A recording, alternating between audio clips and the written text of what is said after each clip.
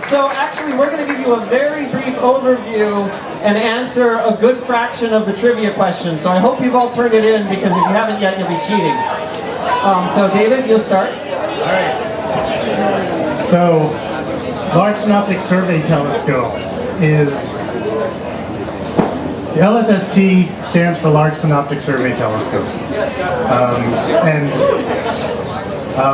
Unlike a lot of other telescopes around the world, LSST is actually aptly named. And so we're going to go through and explain to you what all of the four different words actually pertain to. So large, LSST is very large. It's large in many ways. We're going to have an 8.4 meter mirror. I think that was one of the trivia questions. 3.2 gigapixel camera.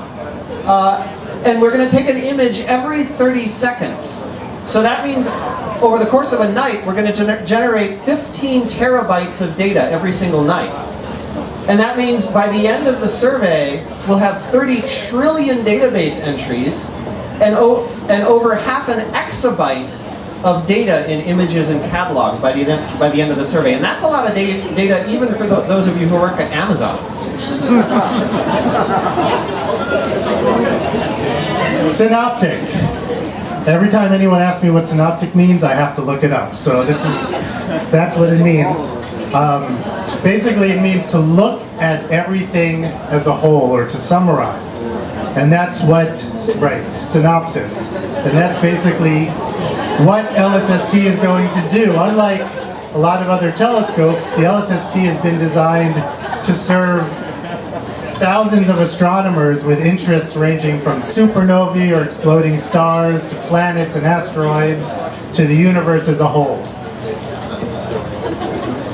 As an example, I like to study galaxies and black holes, whereas David here... And I like to study supernovae. So many astronomers have different interests, but LSST is going to try and cover them all. And not only is it covering all kinds of different science, but it's actually covering the whole sky. So LSST is going to start testing in 2019 and actual observations around 2022.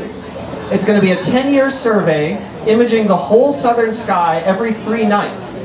So that's 30 seconds per picture, over and over and over again, covering the whole sky every 3 nights.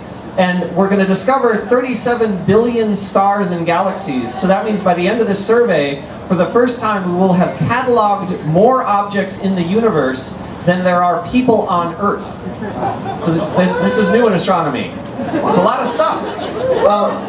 And particularly of interest to the group here at UW, we will be discovering 10 million things that go bump in the night every night. So that's things that flare and things that explode and things that burp and things that move up in the sky.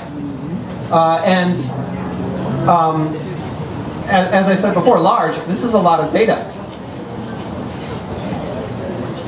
And yes, there is a telescope involved in LSST.